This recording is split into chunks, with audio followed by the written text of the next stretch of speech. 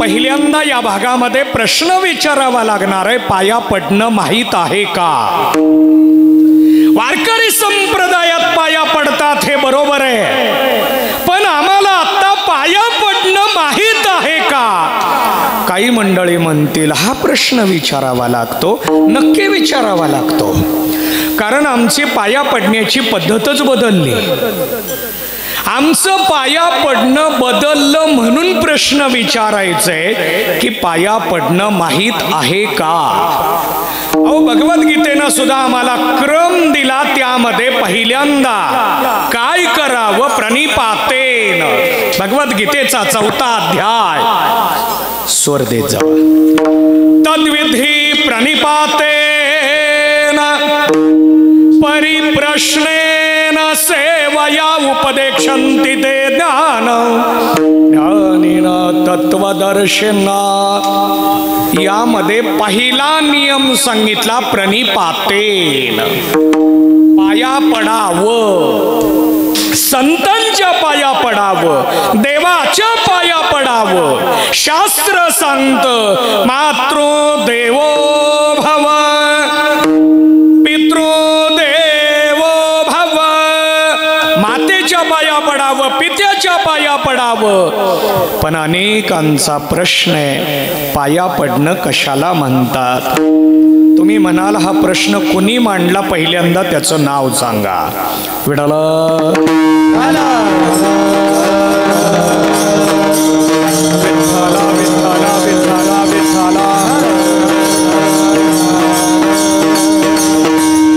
हा प्रश्न मीच मांडला. त्याचं कारण पाया पडण्याची क्रिया दररोज पाहतो म्हणून मांडला. पाया पडणं कशाला म्हणतात हे आम्हाला कळलेलं आहे असं म्हणता येत नाही. काही काही मंडळी मंदिरासमोरून जाताना हात करून पुढे जातात. त्यांच्या दृष्टीनं हात वर करणं याला पाया पडणं म्हणतात. काही काही जणांच्या दोन्ही हाताला जर कामं असतील तर ते डोक्यानं फक्त डोकं खाली वाकून एवढंच करून पुढे निघून जातात. त्यांच्या दृष्टीनं याला पाया पडणं म्हणतात. जे मंदिरात येतात ते हात टेकून वाकून फक्त हात टेकून पाया पडतात. त्यांच्या दृष्टीनं हात टेकवणं याला पाया पडणं असं म्हटलं गेलेलं आहे. आणि म्हणून महाराजांनी लक्षणं मांडली. श्री संताची माथा चरणा, श्री संताचे माथा चरणावर, श्री संताची माथा चरणावर. पाया पडणं कसं असावं याचा विचार 350 वर्षापूर्वी तुकोबारायांनी आपल्या समोर मांडलेला आहे. आपल्याला अनेक अवयव आहेत, तसा माथा डोकं हा एक अवयव आहे. बघा, आपल्याकडं डोळे आहेत, कान आहे, नाक आहे, वाचा आहे, हात आहे, पाय आहे, हाताला बोट आहेत. हे जसे अवयव आहेत तसं माथा, मस्तक, कपाळ, डोकं हा सुद्धा एक अवयव आहे. काही काही जणांचं डोकं म्हणजे टोपी अडकवण्याची खुंटी, एवढंच काम आहे. ही टोपी जशी आपण खुंटीला अडकवतो तशी इथं अडकवायची. याच्यापेक्षा या डोक्याला वेगळं काम नाही. कुठलाही निर्णय घ्यायचा झाला घरी विचारतो. हे मुलांनी म्हटलं तर मान्य करू, ते आई वडिलांच्या आज्ञेत आहे. आणि म्हणून आई वडिलांच्या परवानगीशिवाय मुलं काही करत नाहीत. म्हणून मुलांनी असं म्हटलं तर एखाद्या वेळी आपण मान्य करू आणि ते भूषणावह आहे. पण कळलं का सांगू? कळणं महत्वाचं आहे. चला ठीक आहे, माझं चिंतन चालू आहे, डोकं कशासाठी आहे, याचा किती उपयोग होतोय. जसं आता मोबाईल किती जणांना कळला आहे, किती जणांकडे आहे असं म्हटलं नाही. आता मोबाईल एकाकडं दोन दोन आहेत, एकाकडं एक असा नाही. वरच्या खिशात वेगळा, खालच्या खिशात वेगळा. आत्ता मुलांना काही धोतर नसतं. आमची महाराज मंडळी जर सोडली त्यात पुन्हा ही महाराज मंडळी फक्त कीर्तनालाच धोतर घालतात. त्यामुळं जर पॅन्ट घालून गाडीवर निघाले तर या आत्ताच्या मुलांना वरच्या शर्टला खिसा नसतो आणि मोबाईल पॅन्टीच्या खिशात असतो. मोबाईल वाजायला लागला की तो घेतलाच पाहिजे, कारण राष्ट्राध्यक्षाचा जर फोन आला तर काय करावं. चालू ड्रायव्हिंग मध्ये मोबाईल खिशातनं काढताना त्याकडेने या कडेला येतात. बाकीच्यांना सांगतात तुमची ड्रायव्हिंग तुम्ही करा. मोबाईल ठेवूच नाही ना अशा अडचणीच्या ठिकाणी. ड्रायव्हिंग करत असताना मोबाईल कुठं ठेवावा हे कीर्तनात सांगावं लागायला लागलं. याला कारण अपघात वाढले. अपघाताला सुद्धा हे कारण आहे. चला ठीक आहे, माझं चिंतन चालू आहे. पाया पडणं शिकवावं लागतं.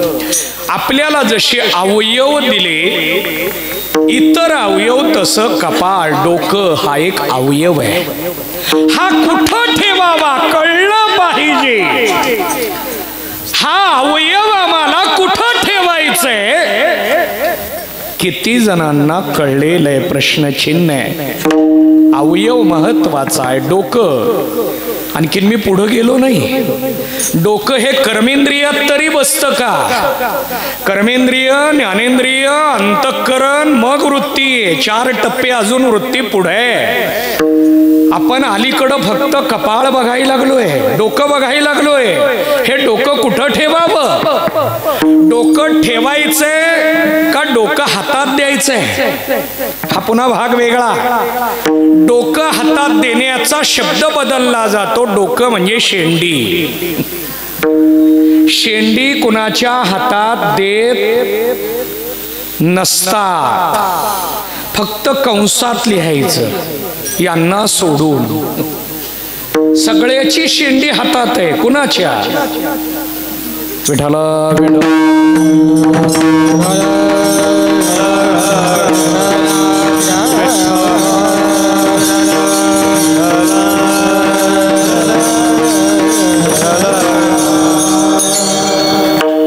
कंसात फक्त लिहायचं बायको सोडून. सगळ्याची शेंडी हातात आहे. असू द्या, चांगली गोष्ट आहे. कुणाच्या तरी हातात असलीच पाहिजे. आणि त्यामुळं बाहेरच्या कुणाच्या तरी हातात असण्यापेक्षा चांगली गोष्ट आहे. यातला विनोद बाजूला काढा. मी विनोदासाठी विनोद केला नाही. मी फक्त डोकं मंगलाचरण पटवून द्यायला लागलो. पहिल्या दिवशी मंगलाचरण असतं. या मंगलाचरणात शास्त्रानं 3 प्रकार मांडलेले. त्यातला एक प्रकार मी आता इथं मांडायला लागलोय. वस्तुनिर्देश रूप मंगल, नमस्कार रूप मंगल आणि आशीर्वाद रूप मंगल. या 3 प्रकारातला एक आहे नमस्कार रूप. नमन. बघा, भारूड करायचंय. पहिल्यांदा गणरायाला नमन करतात, मग एका भारूडकारानं नमन करायचं का सगळ्यांनी?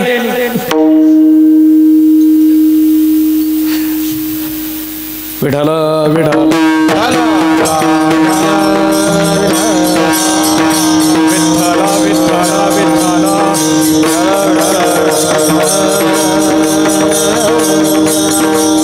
कीर्तनकार सुद्धा विवेचनाला प्रारंभ करण्यापूर्वी नमन करतो आणि मग विवेचनाला प्रारंभ करतो. पांडुरंगा करू प्रथम नमन, दुसरे चरणा संतांची. पहिल्यांदा पांडुरंग परमात्म्याला नमन केलं जातं, हे मंगलाचरण आहे. काही जण म्हणतील दररोजच्याच कीर्तनात मंगलाचरण असताना पहिल्या दिवशी मंगलाचरणाचा स्वतंत्र विषय का निवडला? आम्हाला सगळ्याला मंगलाचरण कळावं म्हणून निवडला. कारण आजपासून कार्यक्रमाला प्रारंभ आहे. मंगलामध्ये मंगलाचरण असावं. आम्हाला फक्त साखर खायला आवडते का चहात घ्यायला आवडते? साखर माहितीये का इकडे? गोड खाता का गोड बोलता?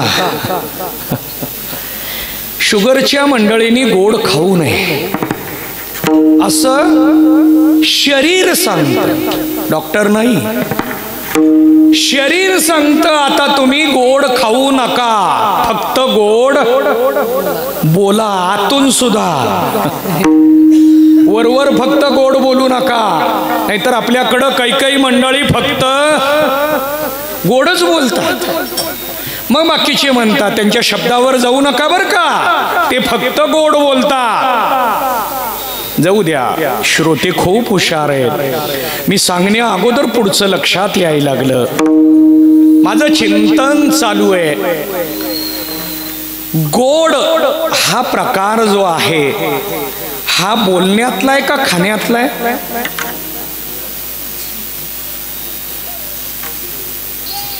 चला आणखीन पुढे घेऊन जातो. ऐकण्यातला पण आहे का? कीर्तन काय गोड झालं बघा. मग गोड झालेलं कीर्तन जिभेनं सांगितलं का डोळ्याने सांगितलं, कानाने सांगितलं? कीर्तन कानाशिवाय चाल खूप गोड म्हटली बघा, पकवाज खूप गोड वाजवला, कीर्तन खूप गोड झालं. हे कोण सांगतं? कान. कानाची गोडी वेगळी, पण कानाला शुगर होत नाही. डोळ्याची गोडी वेगळी, डोळ्याला शुगर होत नाही. वाणीची गोडी वेगळी, वाणीला शुगर होत नाही. जिभेची गोडी शरीराला शुगर निर्माण करते.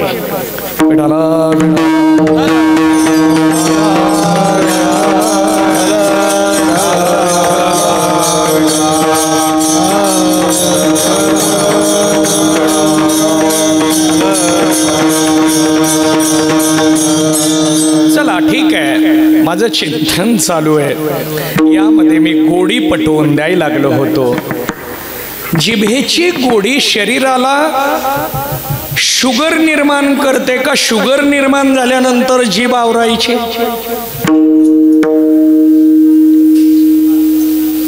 बघा, चला ठीक आहे, इकडं कोणाला शुगर नाही असं गृहीत धरून मग बोलतो, कारण मला स्वतःला शुगर आहे. मी सगळ्याला अगोदरच सांगतो, मला साखरेचा चहा देऊ नका, साखरेचा चहा देऊ नका. जर दिला तर तिथं मी दुसऱ्यांदा चहाच घेत नाही. शरीरावर एवढं प्रेम करतो असं काही मंडळींना वाटेल, पण शरीर फक्त कीर्तन रूपी आणि पारमार्थिक वारकरी सेवेसाठी जतन करायचंय, म्हणून शुगरची काळजी घ्यायची. विठ्ठला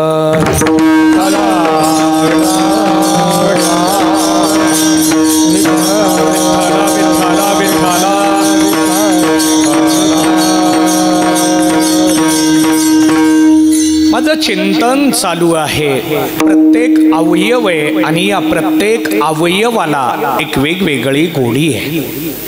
प्रत्येक अवयवाकडे एक एक स्वतंत्र काम आहे. डोळ्याचं काम, कानाचं काम, पण या इंद्रियांमध्ये प्रकार मांडले. वाणी असेल, हात असेल, पाय असेल, याला शास्त्रानं कर्मेंद्रिय म्हणून संबोधलं.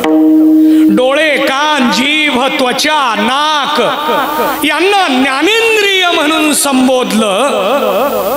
आणि यांना बाहेर घेऊन जाणारा एक अवयव आहे, त्याला अंतःकरण असं संबोधलं. आता या प्रत्येकाचं काम काय? जसं आपल्याकडे काम सोपवून द्यावं लागतं सप्ताहामध्ये, बघा संयोजकांची 2-2 महिन्यापासून तयारी असते. सप्ताह सहज होत नाही. सप्ताहाची तयारी 2-2 महिने अगोदर करावी लागते. आता तसं इथल्या सर्व संयोजकांवर महाराजांचा आशीर्वाद आहे, कारण समाधी संजीवन आहे. जागृत असल्यामुळे संयोजकांवर त्यांचा विशेष आशीर्वाद आहे. पण परिश्रम मात्र संयोजकांना घ्यावे लागतात. परिश्रम म्हणण्यापेक्षा इथल्या सर्व संयोजकांचं गावकऱ्यांसहित अहोभाग्य म्हणूनच महाराजांची सेवा मिळाली. भवानगिरी महाराजांची आपल्या सर्वांना जी सेवा मिळाली, कारण आपल्याकडे गेल्यानंतर समाधी बांधतात, इथं जाण्या अगोदर समाधी आहे. समाधीचं नियोजन करून संजीवन शब्द अलीकडं आला समाधीच्या की जिवंतपणे घेतलेली, आणि तो शब्द उचलून समाधीच्या पुढं ठेवला तर हरिपाठाचा 27वा अभंग शेवट चरण समाधी संजीवन ज्ञानोबरायांनी घेतलेली. आत्ता तिकडं जाणार नाही, विषयांतर होईल, आणि मला माझं पहिलं चरण तरी पूर्ण करायचंय, आणि म्हणून आत्ता त्या चिंतनाकडं जाणार नाही.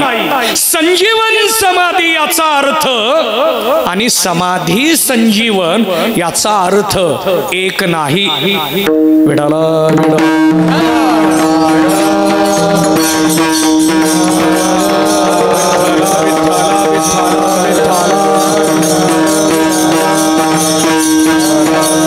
विषय आला म्हणून पूर्ण करतो आणि पुन्हा माझ्या अभंगाकडे येतो. समाधी शब्दाचा अर्थ काय? सम अधिक धी बरोबर समाधी.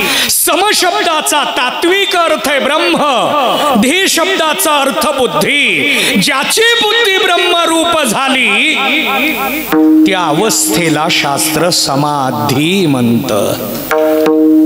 समाधी हरीची सम सुखे. ज्ञानोबराय सांगतात हरीची समाधी कोणती? हरिरूप ब्रह्मरूप आत्मरूप ही समाधी आहे. आपल्या सर्वांचं भाग्य इतकी मोठी समाधी इथं प्राप्त होतीये, आणि त्यातली ऊर्जा तिथं दर्शनाला जाणाऱ्याकडं ती संक्रमित होते. जसं आपण माईक जवळ आलो आणि स्पीकरवाल्याने जर ॲम्प्लिफायरला अर्थिंग नाही दिली की गायकांच्या लक्षात येतं की स्पीकरवाल्याने आळस केलेला आहे. त्यांच्या सगळ्या शरीरातनं रक्ताभिसरण ताबडतोब होतं. माईकला धरल्याबरोबर, आता काल आम्हाला तो अनुभव आला, पण समोर व्हिडिओ चालू असल्यामुळं मी त्याचा उल्लेख केला नाही, कारण अशा गोष्टी आपण त्या माध्यमातून पुढे जाऊ देऊ नये, आणि म्हणून मी ती थोडं थांबवलं होतं. पण पुन्हा समोर आल्यामुळं थोडं तिथपर्यंत आणून थांबवतोय, कारण मला व्हिडिओची सवय अनेक वर्षापासून आहे, अशी काही आत्ताच आहे असं नाही, आणि त्यामुळं त्याला पाहत मी सगळे विचार मांडण्याचा नेहमी प्रयत्न करतो. विठ्ठला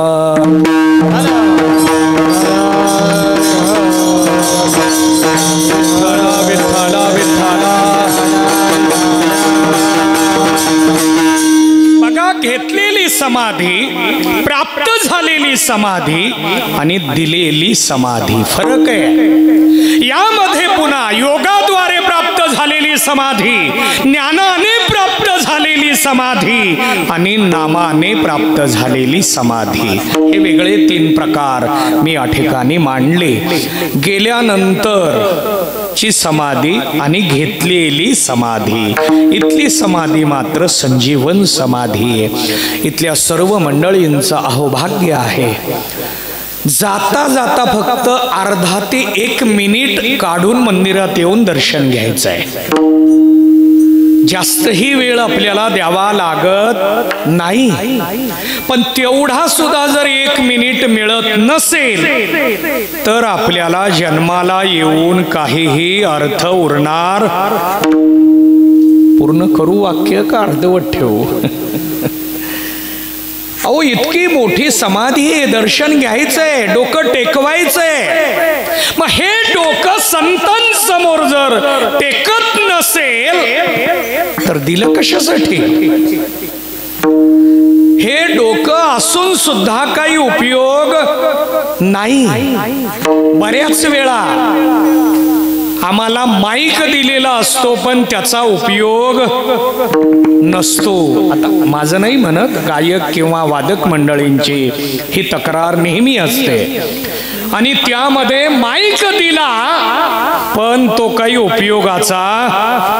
तसं डोकं दिलं आणि ते जर संतांसमोर वाकत नसेल तर देऊन सुद्धा काही उपयोग. प्रमाणानेच मांडायचं झालं तर नाही तरी गेला जन्म वाया. जन्म, इंद्रिय, देह, आयुष्य वाया केव्हा? सांगतो तुम्हासी माझा रे विठ्ठला, सांगतो तुम्हासी माझा रे विठ्ठला, सांगतो तुम्हासी भजारे विठ्ठला. नाही तरी गेला जन्म वाया. जसा जन्म वाया आहे तसा अवयव सुद्धा वाया आहे. आपण म्हणतो फॅन दिला पण चालूच नाही हो. दान देताना वस्तू द्यावी पण कशी द्यावी? गाय दान दिली पण दूधच देत नाही. दूध न देणारी गाय दान दिली. आता ती देशी असेल तर दूध नसलेली सुद्धा चालते, कारण फक्त त्या गायीपासून दुधाचाच फायदा आहे असं नव्हे. त्या गायीचं दर्शन जरी घेतलं तरी याचं आरोग्यही नीट राहतं आणि अंतःकरणातला सात्विक भाव कायम जागा राहतो. चला, माथा मस्तक याचं चिंतन आपलं चालू आहे. मी मंगलाचरण मांडायला लागलोय. मंगलाचरणामध्ये डोकं टेकवणं, पाया पडणं. बघा, आपल्याकडे आपण हात ठेवून पाया पडतो. आता अलीकडं 50च्या पुढच्या मंडळींना गुडघ्याचे आजार चालू झाले. मग काही मंडळी आम्हाला म्हणतात, महाराज गुडघे दुखायले बरं का, म्हणून असं पाया पडायला. आता त्या मंडळींना एखाद्या वेळी आपण काय सवलत देऊ. सवलत देणारा मी नाही बरं का कोणी, पण चर्चेमध्ये आपण थोडा तो विचार करूया. गुडघ्याचे आजार सुद्धा अलीकडं आले. या 25-30 वर्षातले. त्याच्या पूर्वी हा आजार बऱ्या प्रमाणात नव्हता, कारण दूध, दही, तूप, लोणी हे पदार्थ खाण्यात होते. आता प्रत्येकाला बघा, लग्नात लोणी जर असेल ताटात तर त्या लग्न करणाऱ्याला पुरस्कार दिला जातो का नावं ठेवली जातात? आपल्याकडे लग्नातल्या जेवणात काय असावं? भजी असावे, पापड असावं. काळ बदललाय. भजे पापड असलं की लग्न खूप चांगलं केलं. काय लग्न केलं? भजे, वडापाव, पापड खाल्ल्यानंतर गुडघे काही व्यवस्थित राहणार आहेत का? म्हणून पाया पडताना अडचण यायला लागली. आता जर आपण म्हटलो टाळ घ्या, गुडघे धरायला लागले. काय करावं? टाळ घ्या, गुडघे दुखायला लागले. त्या शरीर पण म्हणतं, या व्यक्तीकडं गुडघे देऊन काही उपयोग झाला? यांनी गुडघे चांगले असताना सुद्धा टाळ घेतला नाही, म्हणून गुडघे काही जन्मभर राहून चालणार असं गुडघे विचार करतात. म्हणून ते मधूनच निघून जाऊ लागले. गुडघे सुद्धा मधून निघून जाऊ लागले. त्याला कारण, गुडघे दिले पण त्याचा उपयोगच नाही. कधी वारीला चालत नाही, कधी टाळ घेऊन नाही, कधी सेवेमध्ये नाही. अवयव आपले तिथं जर व्यवस्थितरित्या अर्पण झाले तर त्या अवयवाचा सार्थकतेचा धन्यतेचा विचार आपल्याला पाहता येतो. कारण महाराजांनी तो विचार मांडलेला आहे. धन्य मी जन्मा आलो, धन्य आम्ही जन्मा आलो, धन्य आम्ही जन्मा आलो. जन्माला येऊन जन्म जीवन आयुष्य धन्य ठरलं केव्हा दास विठोबाचे झालो. देवाची सेवा करू लागलो, देवाचं दास्यत्व स्वीकारलं आणि म्हणून जन्म धन्य झाला. तसा अवयव सुद्धा धन्य झाला पाहिजे. पण केव्हा होतो? मग बाह्य अवयव वेगळे आणि अंतर अवयव वेगळे. अंतर अवयवाला अंतःकरण म्हटलं. अंतः आतले, करण इंद्रिय. आतली इंद्रिय चार आहेत: मन बुद्धी चित्त अहंकार. याच्या परिणामाला शास्त्र वृत्ती म्हणतं. वृत्ती वृत्ती वृत्ती म्हणजे काय? या वृत्तीचा अर्थ मांडला गेला. अंतःकरणाचा परिणाम म्हणजे वृत्ती. एक विषय मांडतो. दही म्हणजे काय हो? दुधाचा परिणाम. आता दुसरा शब्द, दही हा दुधाचा परिणाम आहे का दुधाचा विकार आहे? दही खाता का नाही? आहे का इकडं दही? एकादशीला हरिपाठ सोडून दही विकणाऱ्याच्या माग खिचडी बरोबर लागतं. त्याच्याशिवाय पोट भरत. काही काही मंडळींचं म्हणणं फक्त खिचडीवर पोटच भरत नाही हो. काय करावं? एकादशी तर करावी लागते, माळ तर घातलीये आणि मग एकादशीसाठी फक्त खिचडीवर कसं दही घ्या. पंढरपूरमध्ये वाळवंटात दही विकणारा आला, हरिपाठ टाळ. मग हे दही दुधाचा परिणाम आहे का दुधाचा विकार आहे? पटवून देतो. दही हा दुधाचा परिणाम आहे. नासलेलं दही हा दुधाचा विकार आहे. नासलेल्या दह्याला, नासलेल्या दुधाला तुमच्या इकडं दही म्हणतात का दही वेगळे? दूध नासणं म्हणजे दही का दुधाचा परिणाम म्हणजे दही? बहुतेक तुमच्या इकडं दहीच माहित नाही. कारण सगळं दूध डेअरीला चाललं. सगळं दूध दररोज घरी 40 लिटर दूध आहे हो. मग त्यांना विचारावं लागतं 40 लिटर प्रमाणे शरीर नाही डेअरीला जातं. या वर्गाला तर दूध खूप आवडतं. आवडतं म्हणजे स्वतःला खायला नाही, कुणालाच द्यायचं नाही, राखून ठेवायला खूप आवडतं या वर्गाला. चहामध्ये दूध टाकत असताना ही मंडळी एक थेंब सुद्धा जास्त पडू देत नाहीत. इतकी काळजी घेतात, इतकी काळजी घेतात दुधाची. बघा, वारकऱ्याचा चहा,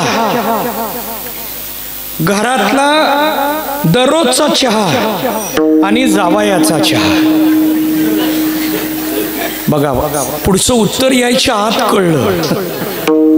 मी काही हा विनोद करेना, वस्तुस्थिती सांगायला लागलो. मग यांचं उत्तर असतं, अचानक कुणी आलं तर. 6-6 महिने कोणी येत नाही आपल्या घरी. आलं अचानक तर आणावं कुठून तरी. दररोजच सगळ्या घरातल्या कुटुंबातल्या प्रत्येक घटकाचं दूध उगीच ठेवायचं शिल्लक, चहात पडूच द्यायचं नाही. वारकऱ्याचा चहा काळा असतो, घरातला दररोजचा चहा तांबडा असतो आणि जावयाचा चहा पांढरा असतो. विठ्ठल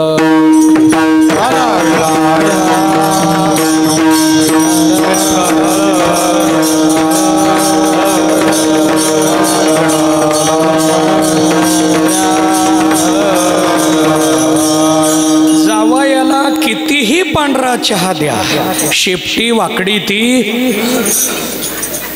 कुणाची? जाऊ द्या, जास्त विस्तार नको. दुधाचा परिणाम म्हणजे दही, हा माझा मुद्दा चालू आहे. दूध नासणं हा त्याचा विकार आहे. तसा अंतःकरणाचा परिणाम म्हणजे वृत्ती हा सुद्धा प्रत्येकाकडं असलेला एक अवयव आहे. किती जणांना माहित आहे? याचा थोडा विचार वेगळा आहे. आपल्याला अवयव माहित जरी नसला तरी तो आहे आपल्याकडं. अनेकांना मोबाईल मधले ऍप माहित नाहीत पण आहे. तसा वृत्ती हा एक अवयव आहे. आम्हाला सगळ्याला सुख किंवा दुःख याची जर जाणीव व्हायची असेल तर वृत्ती लागते.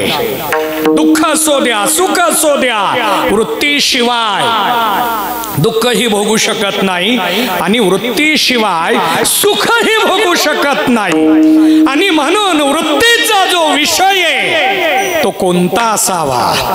प्रत्येक अवयवाचा विषय, डोळ्याचा विषय रूप आहे, कानाचा विषय शब्द आहे, नाकाचा विषय गंध आहे. प्रत्येक अवयवाचा एक एक विषय आहे. तसा वृत्तीचा विषय काय असावा?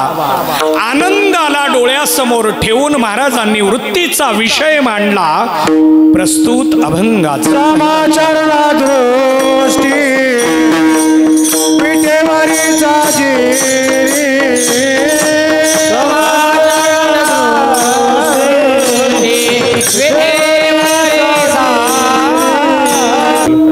प्रस्तुत अभंगाच्या प्रथम चरणामध्ये वृत्तीचा विषय मांडला. वृत्ती कुठं असावी? वृत्ती निघाली कुठं जावी? डोळे उघडल्याबरोबर डोळ्यांनी काय पाहावं? त्याप्रमाणे वृत्ती बाहेर निघाली. खरं तर वृत्ती बाहेर जावी का अंतर्मुख असावी हा पुन्हा वेगळा विषय. वेळ किती शिल्लक राहतो त्याच्यावर हा विचार आपल्याला पाहायचा आहे. कारण नियोजित वेळेतली 10 मिनिटं फक्त शिल्लक आहेत आणि आत्ता पहिल्या चरणापर्यंत आपण आलोय. आज पहिला दिवस आहे त्यामुळं सुरू व्हायला सुद्धा थोडासा उशीर झाला. त्यात पुन्हा आज निसर्गानं आपल्यावर कृपा केली आहे. कारण महाराजांचा आशीर्वाद असल्यानंतर सेवा घडणार आहे. आणि मी जाता जाता एक विषय माझ्याकडून राहून गेला. ते म्हणजे मागच्याही वर्षी मी पहिला दिवस संयोजकांकडून घेतला होता. नियोजित असं मला कीर्तन दिलं होतं पण मी येऊ शकलो नाही. त्याबद्दल आत्ता दिलगिरी व्यक्त करतो. कारण मी कीर्तन घेऊन दुसरीकडं कीर्तनाला जाण्यासारखा नाही. पण मागच्या वर्षी मला छत्रपती शिवरायांच्या 350व्या राज्याभिषेक सोहळ्यानिमित्त रायगड किल्ल्यावर कीर्तन होतं. आणि म्हणून मी संयोजकांना अगोदरच मला कळल्याबरोबर संपर्क केला आणि त्यांना विनंती केली की मला थोडं बदलून काही होईल का. आणि नंतर त्यांना सांगितलं की यंदा थोडं एवढं एक वर्ष मला येता येणार नाही. याही वर्षी पुन्हा अडचण आली. संयोजकांचा आग्रह होता पहिलाच दिवस असावा, पहिलाच दिवस असावा. आणि याही वेळेला 351वा राज्याभिषेक सोहळा आणि रायगड किल्ल्यावर कीर्तनाचा योग मला प्राप्त झाला. खरं तर छत्रपती शिवरायांमुळेच आम्ही आज ताठ मानेनं कीर्तन करतोय. हे मी अनेक वेळा कीर्तनातून सांगितलंय. कारण कीर्तन ही परंपरा जरी जुनी असली तरी ती टिकवण्यासाठी लागणारं जे बळ आहे ते शिवरायांनी दिलं. आणि म्हणून त्यांची सेवा रायगड किल्ल्यावर जाऊन जर करता येत असेल तर ती नको म्हणण्या इतपत आपली उंची नाही, आणि म्हणून मी त्यांनाही शब्द दिला येतो. माझ्या समोर वेळ खूप कमी होता आणि मी संयोजकांना सांगितलं वेळेवर पोहोचतो, आणि त्यामुळं मला वाटत होतं की थोडा उशीर होईल. 7 ते 9 असं मला सुरुवातीला सकाळी सांगितलं. तसं मला थोडा ताण यायला लागला, पण नंतर कळलं की 8 ते 10 आहे. महाराजांना माझी काळजी, आणि म्हणून यायचं अंतर खूप लांब आहे, जवळपास 371 असं किलोमीटर. आमचं सोलापूर ते रायगड असं किलोमीटरचं अंतर आहे, आणि त्यामुळं मला तो ताण होता. परंतु सेवा ही महाराजांची आहे आणि ती सुद्धा भाग्यामध्ये लागते, आणि म्हणून कसलाही अडथळा न होता. वरही पाऊस भरपूर होता, खाली पाऊस भरपूर होता, घाटात पाऊस भरपूर होता, पण इकडं काहीच नाही. पावसात सुद्धा व्यवस्थित प्रवास पूर्ण करून इथं सेवेला पोहोचलो. मागच्या वर्षी मी येऊ शकलो नाही शब्द देऊन सुद्धा, आणि म्हणून जाहीररित्या दिलगिरी व्यक्त करतो आणि माझ्या पुढच्या चिंतनाला वळतो. विडाला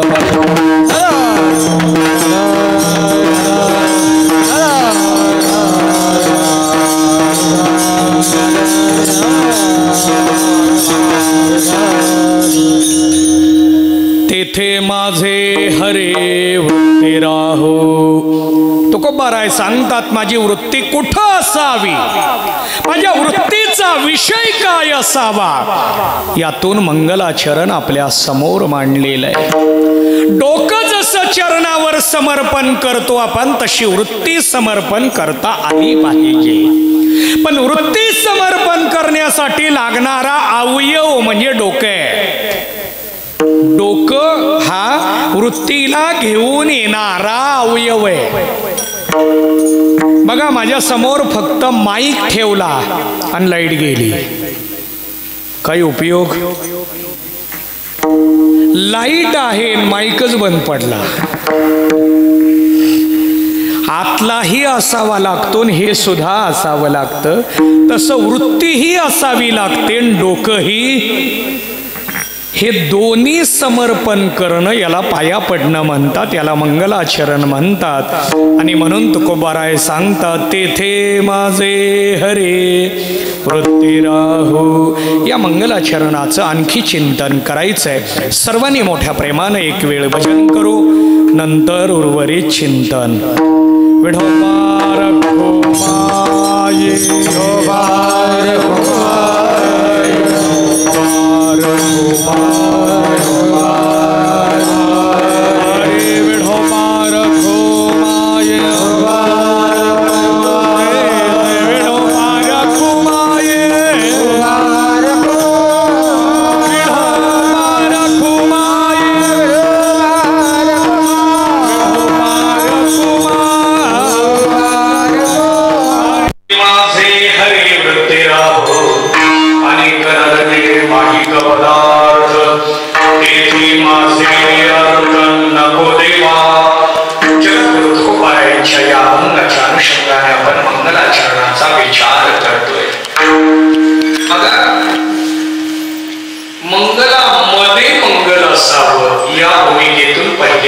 मंगलाचरण केलं जातं. सप्ताह हे मंगलच आहे. आमच्या जीवनाला कृतार्थ करणारं वाद्य म्हणजे सप्ताह. सत्संग हे आमचं जीवन कृतकृत्य करतं. कुटुंबामध्ये मंगलाचरणाची गरज आहे. सत्यात असावी का? कुटुंबात आहे, कारण कुटुंब हा दुःखरूप सांगितला. दुःख बांधवडी आहे हा संसार. अनेक प्रमाणे आपल्याला या अनुषंगानं पाहता येतील. संसार दुःख मूळ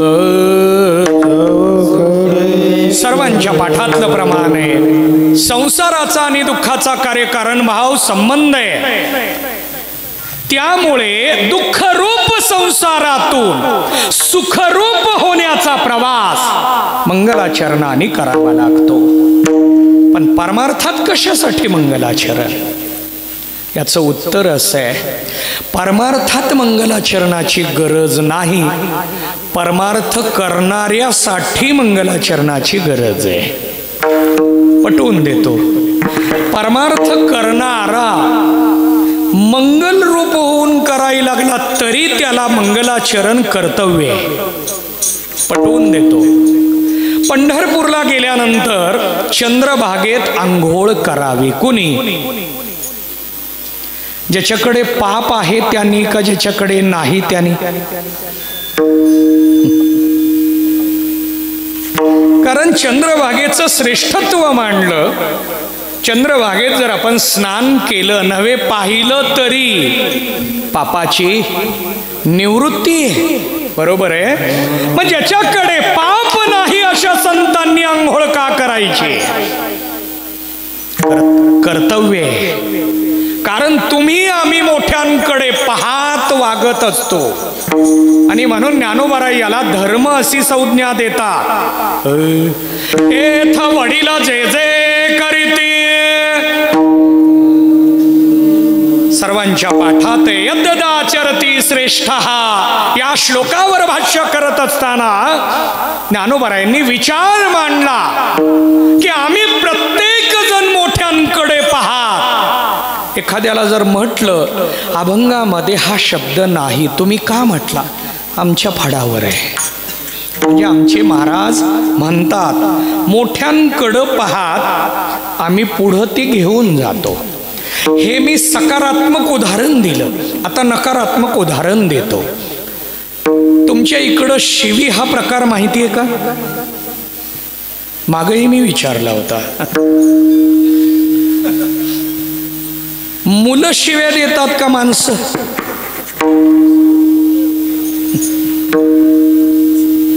चला ठीक आहे, सगळे शिव्या देतात. शिवी कुठं शिकतो आपण? त्याची कुठं ट्युशन आहे, क्लास आहेत, येथे शिवी शिकविली जाते. अहो शिकवून भजनी ना, टाळ तरी चुकतो, स्वर तरी सुटतो, शब्दच चुकतो. आम्ही म्हणणाऱ्यांचं आमचं सगळंच बरोबर आहे असं कुठं आहे? इतरांपेक्षा चांगलं आहे, इतरांपेक्षा चांगलं आहे, एवढीच जमेची बाजू आमची. सगळंच बरोबर आहे असं नाही. ज्यांचा स्वर चांगला असतो त्यांचं तालात कुठंतरी, ज्यांचा ताल चांगला असतो त्यांचा स्वर कुठंतरी, स्वर ताल असला की अभंगच पाठ नसतो. मोबाईलचा ॲप उघडेपर्यंत चाल दिलेली असते. अलीकडं मोबाईलच्या ॲपवर सुद्धा त्यांना जसे शब्द माहिती आहेत तेच त्यात डाउनलोड झाले. आपल्या नेहमीच्या पाठातला शब्द तिथं नसला की अडचणच आहे. बऱ्याच वेळा घडतं. काल्याला मी नेहमी एक अभंग घेत असतो, त्याचं द्रुपद मोबाईलमध्ये नाहीच आणि नसणारच आहे. आता मी जर अभंग घेतला, संताचे संगते मनोमार्ग गते, याचं द्रुपद आहे का हो त्या अभंगात? नाही. पण हे पाठ आहे म्हणून म्हटलं जातं. बाळक्रीडेचा अभंग जर काल्याला घेतला मोबाईलमध्ये, स्वर चांगला आहे, ताल चांगला आहे, पाठांतर नसतं. हे सगळंच बरोबर असलं तर स्पीकरच बिघडलेला असतो. आमचं कुठं ना कुठं तरी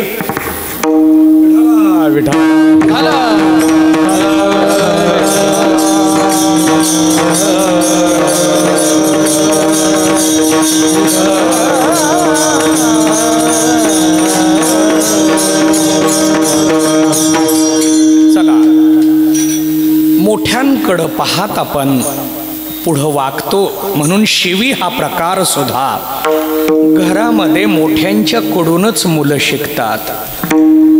ज्यांना वडील व्हायचंय त्यांनी पहिल्यांदा स्वतःच्या शिव्या बंद कराव्या, मग वडील व्हावं. आपल्याकडे पालक व्हायची, पिता व्हायची घाई आहे, पण पालकत्वाचा धर्म माहीत नाही, पालकत्व माहीत नाही. परंतु पुत्र होता पती झाला, पती होता पिता झाला, पिता होता पितामह झाला. आयुष्य गेलं तरी कर्तव्याची ना आपली गाठभेट होत नाही. यद्यदाचरती सांगायला लागलो बरं का. मोठ्यांकडं पाहत आम्ही वागत असतो आणि म्हणून मंगलाचरण हे सुद्धा परमार्थामध्ये मंगल रूप झालेल्याने करायचंच आहे, पण आपल्यासारख्याने का करायचंय? कर्मदोष असतो. आणि कर्मदोष कधी कोणता अडथळा निर्माण करेल सांगता? सकाळपासून ठरवत होतो कीर्तनाला जायचं, पण जेवण जास्त झालं, दिवसभर शेतात काम केलं होतं आणि म्हणून कीर्तन सुरू होईपर्यंत डोळा लागला आणि कोणीच उठवलं नाही. अडथळा कर्माचा आहे. कोणताही आलेला अडथळा बाजूला निघावा याच्यासाठी मंगलाचरण आहे. आणि मंगलाचरण करण्यासाठी लागणारा अवयव तेथे माझे हरी वृत्ती राहो. वृत्ती कुठं राहो, कुठं जाऊ द्या, आणि वृत्ती कुठं जाऊ नये.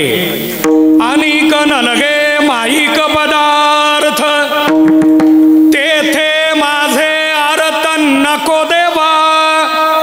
देवा माझी वृत्ती माईक पदार्थाकडे जाऊ देऊ नका, कारण माईक पदार्थाकडे वृत्ती गेली तर दुःखाशिवाय काही मिळत नाही. एखादं लहान मूल चुलीकडे जर चाललं, आई स्वयंपाक करायला लागली आणि लहान मूल चुलीकडे निघालं, जाऊ देता का? जाऊ देत नाही. त्याला ती चूल लक्षात येत नाही, त्याला अग्नी लक्षात येत नाही, त्याला अग्नीचा परिणाम माहित नाही. पण इथं महाराज मायेचा परिणाम विचारात घेऊन सांगायला लागले की मला मायेचा दुःखकारक परिणाम नकोय, पण मायेची व्याप्ती कुठपर्यंत आहे? ब्रह्मादिक पदे दुःखाचे शिरानी तेथे दूषित जनी. महाराज सांगतात ब्रह्मादिक, ब्रह्मपद आणि ब्रह्मापद वेगळं आहे. ब्रह्मपद हे आनंद रूप आहे आणि ब्रह्मापद दुःख रूप आहे. तिथं माझी वृत्ती घेऊन जाऊ देऊ नका, कारण तिथं दुःखच दुःख आहे. मग दुःख ब्रह्मपदापर्यंत का आलं? तुका म्हणे त्याचे कळले आम्हा वर्म, जे जे कर्म धर्म नाशवान. यातला एकच सिद्धांत मांडतो आणि माझ्या विचाराला पूर्णविराम देतो. जे कर्मजन्य असतं ते नाशिवंत असतं, जे कर्मजन्य असतं ते दुःखरूप असतं. आणि म्हणून आनंदाची प्राप्ती ही कर्मजन्य न सांगता ज्ञानजन्य सांगितली. ज्ञान हे फक्त सद्गुरूकडून मिळतं आणि असं ज्ञान मिळून आपण सर्वजण आनंदरूप होण्यासाठी सद्गुरु कृपा प्राप्त व्हावी म्हणून मंगलाचरण. ज्ञानेश्वर मावले, राज मावले,